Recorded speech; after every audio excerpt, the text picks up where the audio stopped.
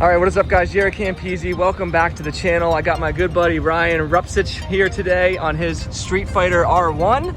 And what I wanted to do is just go for a ride, continue breaking in the Streetfighter here. And I wanted to talk about break-ins in general, because there's a lot of controversy surrounded about how I picked up the bike and how I rode it. And I kind of want to just put that all to rest. So sit back guys, enjoy some riding footage in beautiful Southern California with the brand new Streetfighter and my buddy's badass chopped up R1. So actually, before we head out up over the 154, we're gonna stop into SB Tint Designs. Our good buddy Hector is actually wrapping Teen's C8 Corvette.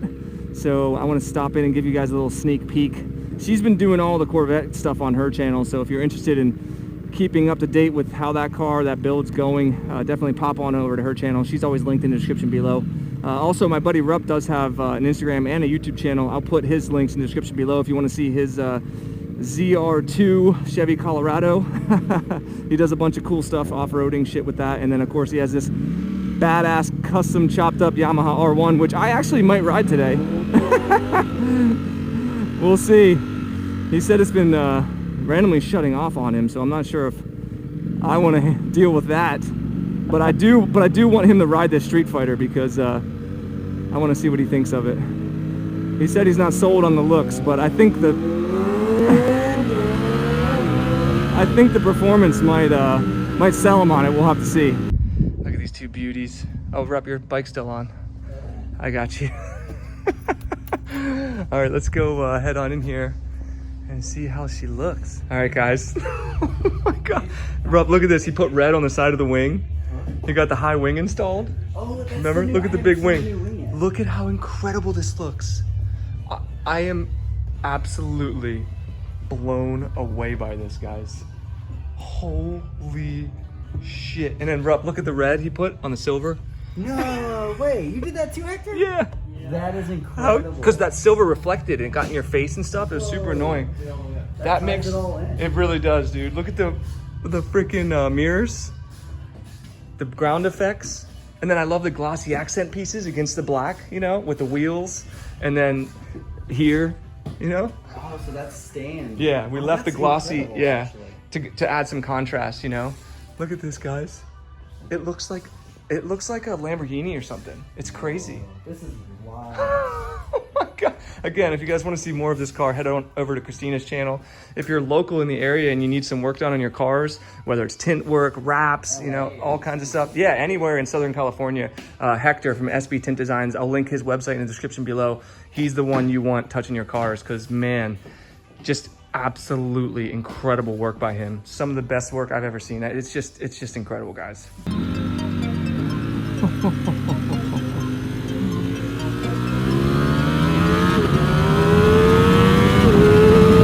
Oh my God. This thing is a missile, Rup. You need to ride it.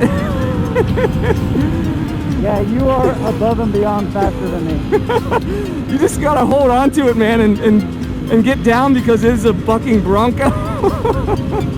But anyway, guys, so as we're heading up over one of my favorite roads here, I wanted to talk about motorcycle break-in because it's such a controversial topic. A lot of people were complaining about how I was riding this bike in particular to break it in. And what I wanted to do was just share my thoughts and feelings about the whole situation. So first off, there's a video by Motorcycle MC Garage, and they basically broke down the motorcycle break-in myth. And in that video, they took two of the exact same motorcycles and they broke them in two completely different ways.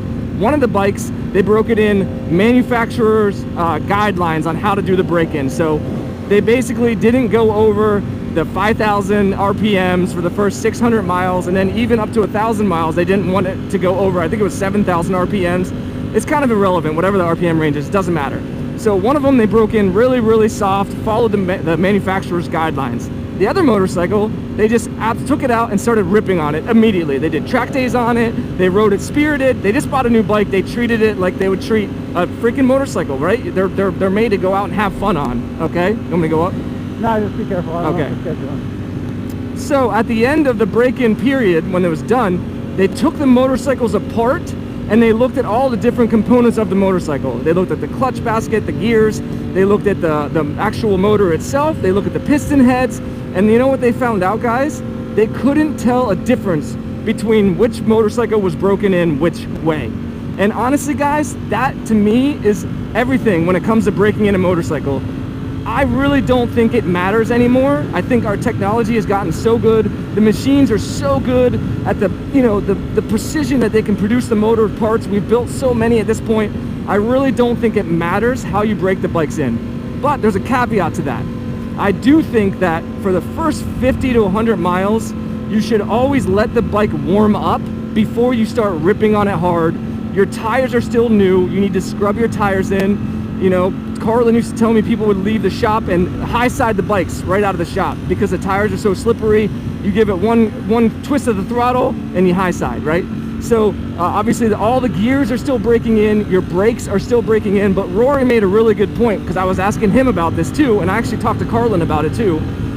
It's called a break-in for a reason. You are breaking in the motorcycle, right? So you're not breaking it, but you're breaking it in, right? It has the word break in it for a reason. So, you know, ride the bike spirited. I personally don't like to take it anywhere near red line during the break-in process. That's just my own, you know, I just don't want to do it. But, you know, other than that, I ride the motorcycle that I spent $30,000 on, and I enjoy it, you know, and that's how I treat the break-in process. Rup, what are your thoughts on all this? So I think like Ducati, the manufacturer, is basically telling people, giving these people guidelines, which are, it's a great point to like let your motor break in, but I totally get what you're saying. It really doesn't matter anymore. Yeah. But at the same time, if the manufacturer is selling a motorcycle to a new rider, they need to actually take the time to learn the bike at a lower speed, kind of a thing, where like if you just get on it and you start ripping like from the beginning and you're a new motorcycle rider and it's still under warranty, Ducati's actually still kind of gonna have to pay for that at some point.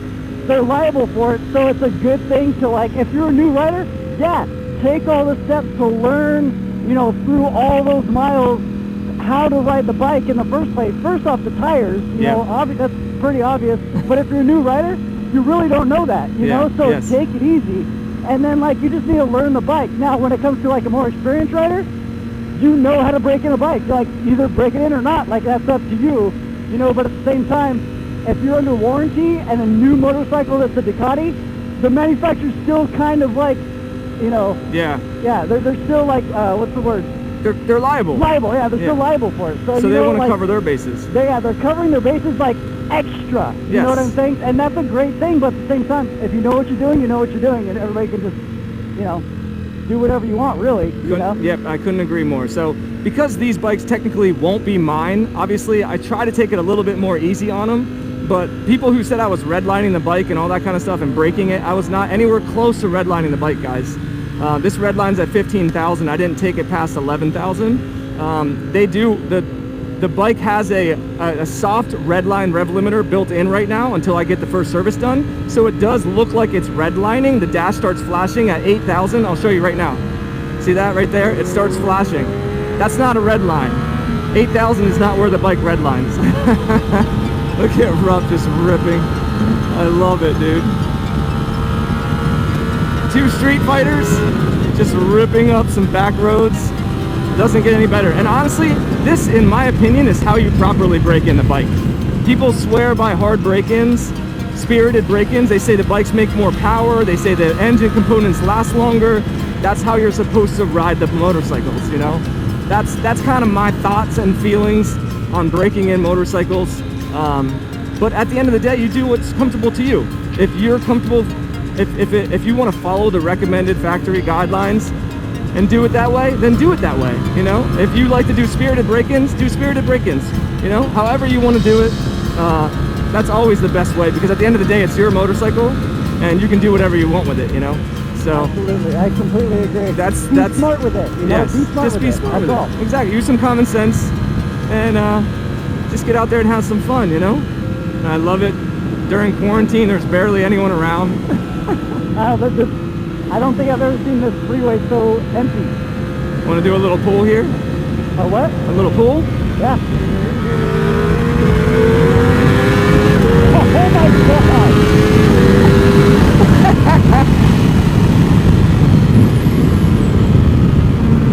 Oh my God! Oh my God! You gotta ride this, Rup. Oh my God, you have so much more power than I do. It's so out of control, this It's bike. unbelievable. I dropped 2 gears and you still went right next to me. I just switched to the throttle. I didn't even drop gears. Sorry, I cut off the mic. Yeah.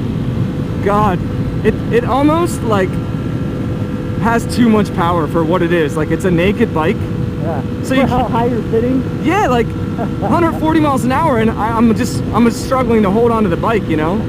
It's just like, why? That's pretty awesome though. It is. Why not, right? It's a good problem to have. Yeah, right? Less power. Yeah, too much power. So I was just telling Rupp how fucking badass he looks on that bike. It's just so cool, dude. And wait, let me show him the front. Look how cool that looks, guys.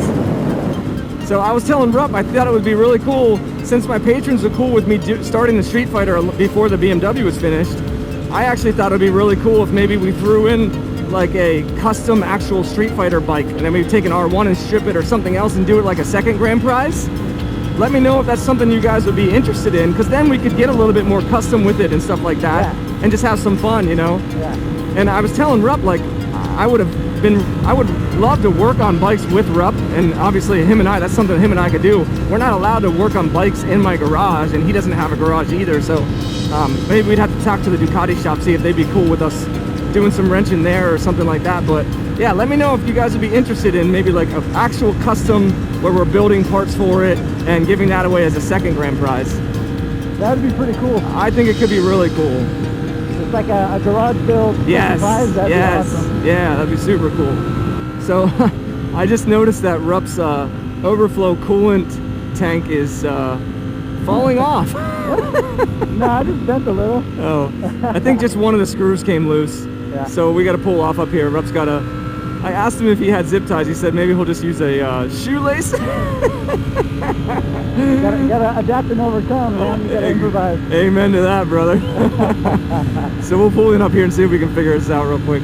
So this is the coolant. I moved the coolant reservoir. It's supposed to be bolted to here. I moved it back so it like kind of gives a better line, and it's only holding on with one. And so when this gets really hot, the plastic starts to kind of give away and bend, so it's kind of flapping out, but nothing broke. Okay, so, gotcha. And obviously something should be here holding on to it, but when you do a custom thing, you kind of, you know, let it happen how it happens. You know what I'm saying? I thought that's what freaked me out. I thought there was a bolt that fell out of there. No, Okay. just this started opening up a little bit because it got really hot. Probably because you were doing 150. Just kidding. We never go that fast on YouTube ever. I love this bike, dude. So that's good. It's so freaking cool. Look at it. Okay, well, I guess we're getting back to the road. So when we pulled over, guys, I realized that my GoPro's gonna die. It wants to die already. I might have forgot to charge it, but the whole point of this video was to talk about the break-in. I had to put 600 miles on this bike. I'm at 260, so we're gonna be doing lots of trips, Rupp and I, to break in the motorcycle. I just wanted to kind of show you guys what I'm doing to break the bike in properly. It's starting to feel a lot better. The gear shifts are getting better. It's finding neutral a lot easier. The brakes are working better. And overall the bike is it's idling better. So I mean, it is being broken in. I would say I think once it hits 300 miles, it'll be pretty much broken in. But I'm still gonna, you know, treat it good for that first 600 miles. I probably will never take this bike to Redline anyway, to be completely honest. I'll leave that for the new owner. Oh, and it reminds me, don't forget, we will be giving this bike away, guys. So if you're interested in being entered to win a custom 2020 Ducati Streetfighter, definitely check out the Patreon page. All the details are on that. We also are going to be giving away our custom Carbon S1000RR next month. So yeah, if you're interested in winning badass dream bikes, make sure you go head on over there and support the projects. All right, so here's one of the roads.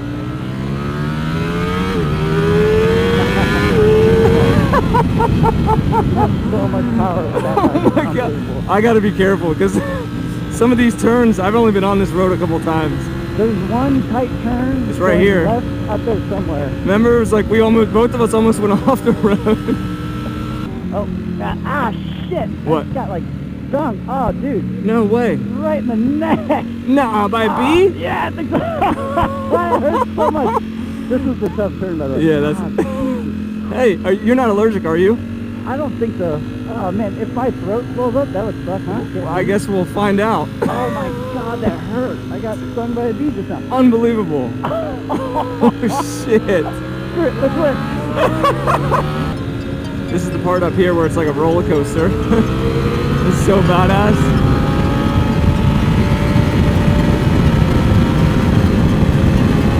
Woo! Yeah, buddy! Oh my God! Hell yeah, dude!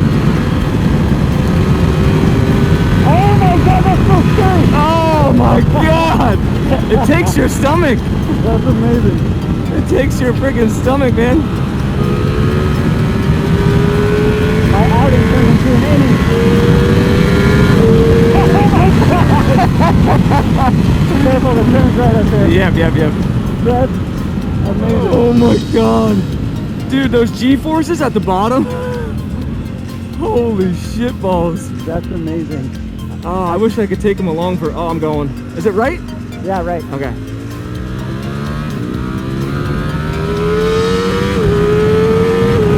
Oh my God. But yeah, I think Rupp and I are gonna go ride for another couple hours. This battery's gonna die, so I think that's gonna do it for this video. I hope you guys enjoyed it. I hope you learned something about motorcycle break-in. Feel free to tell me how wrong I am in the comment section below. Again, if you want to be entered to win custom dream motorcycles, check out the Patreon page. If you enjoy the channel, give it a big thumbs up. Give it a thumbs up for Rups' bike, his badass Streetfighter, and subscribe for more, guys. We'll see you in the next one. Peace!